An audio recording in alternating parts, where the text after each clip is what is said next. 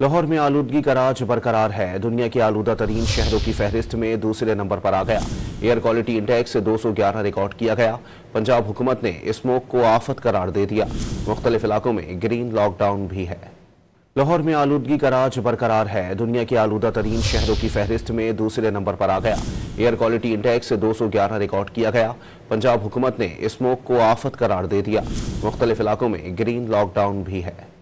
लाहौर में आलूदगी का राज बरकरार है। दुनिया के आलूदा तरीन शहरों की फहरिस्त में दूसरे नंबर पर आ गया।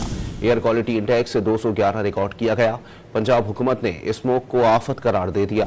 मुख्तलिफ इलाकों में ग्रीन लॉकडाउन भी है।